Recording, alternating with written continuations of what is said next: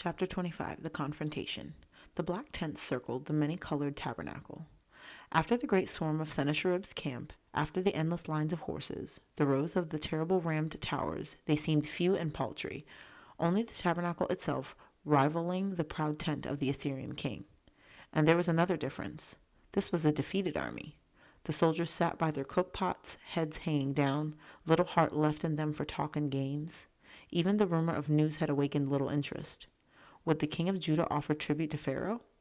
What would they get out of it? The ostrich plumes dropped. The standards of the tribes with their beasts' heads hung limp.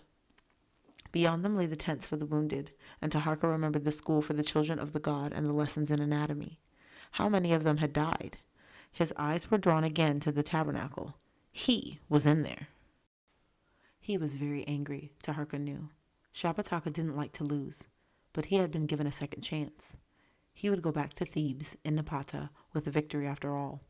Like Ramesses the Great, he, too, would have tribute from the land of Canaan. And Taharka knew he would make them pay dearly for the humiliation he had suffered. A line of the tall Somali soldiers barred the approach to the tabernacle. Amos's voice was in his ear. "Say nothing. You are the king. I will speak for you." The voice of the Judahite herald, the voice like a bullhorn, shivered the air.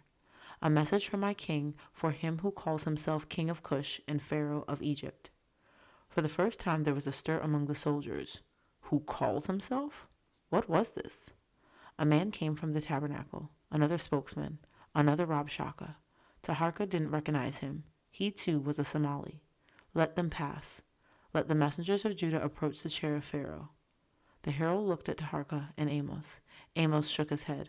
Let him who calls himself Pharaoh come out. The Somali spokesman returned to the tent. For just a moment he had looked hard at Taharka, surprised and curious. Let him be curious too, Taharka prayed in silence, to Horus the hawk, or Yahweh of the mountain. He didn't know which. Let him be curious enough to come out. Let him come. The flap of the tent was drawn back. The god came forth. A god, indeed, cloaked in the leopard skin, the double crown upon his head. Taharka was back again in the children's court in Napata as the god his father passed by. He wanted to fall on his knees and shield his eyes with the soldiers. He feared that the radiance might blind him, but his eyes held. As on that day on the docks at Thebes he stood erect, and as on that day on the docks at Thebes he saw Shabbataka's eyes widen in recognition. Amos was speaking. "Will you hear our message, Shabbataka, Prince of Cush?" "On your knees!" shouted the Somali spokesman. "On your knees before the god!" "What god?" cried Amos. "I don't see a god. I see a man waiting for news. Joyful news, Shabbataka. Your brother has been restored to you. Taharka, king and pharaoh, has been restored to his people." Taharka? For a moment the silence hung in the air, like something a man could feel. Then the whispers began, then the voices rising in the air like a wind. Taharka? The people, Talos had said, were not really stupid, and these were the people, the men of Cush, farmers and laborers and herders of cattle, chosen by lot, 2 out of every 10. They had wondered, never daring to speak. What had really become of Pharaoh, the kindly boy who had softened the priest's judgments, who, it was said, had once run over to pick up an old lady's comb for her? How had he died?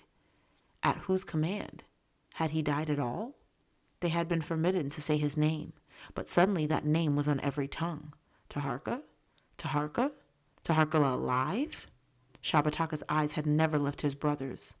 On that day on the docks at Thebes he had been taken by surprise, not yet sure of his course.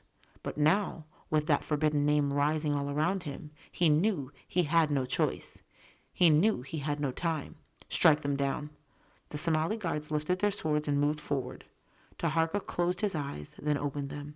A king must die bravely.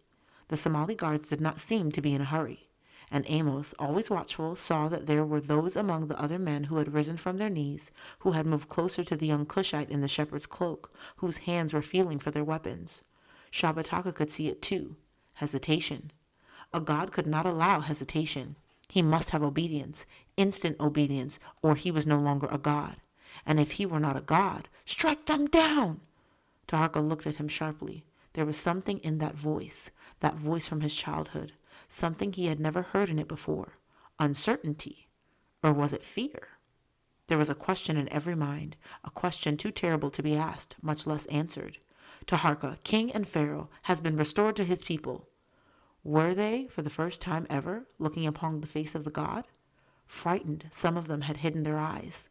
But the Somali guards had been well trained. They had always been proud of the son of their princess.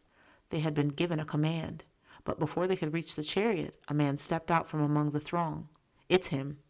He didn't have a powerful voice, but in that silence it could be clearly heard. It's him. It's Taharka. I know him. I have seen his face. And Taharka had seen his face, heard his voice. Where? When? A long time ago. The river, the green banks of Kush, the black mud and the hot, hot sun. He took his spear and killed the beast that would have killed me. And then he took his sacred cloth and tied up my wound and kept the life inside me. Just like a doctor, but he's not. He's Taharka. He's the god. The man got down on his knees. He bent his face to the earth. There was a harsh cry from the blue sky above, a swiftly falling shadow, a hawk for whom Taharka had been named. It flapped down and came to rest on Taharka's wrist. It screamed again and flew suddenly straight at Shabbataka. Shabbataka ducked. The bird passed over his head. A sign! The hawk has spoken! A tall black soldier in the regalia of a commander had come to the fore of the crowd. Remember the other portents? The sun himself has told us that we were led by no true pharaoh. There was a strange sound, a stirring and shuffling, the low hum of voices. Soldiers were falling to their knees, shielding their faces, whispering the unbelievable words. Taharka, Pharaoh, Taharka, king of Kush. Strike them down! It was Shabbataka almost screaming now. And the voice of Amos, Yahweh be praised, we've won. It was true. A small group of Kushites had fallen upon the Somali bodyguard and driven them back. Shabbataka was surrounded. For the first time Taharka spoke, crying out over the confusion, Do not touch him. Put up your swords. Bring him to his tent.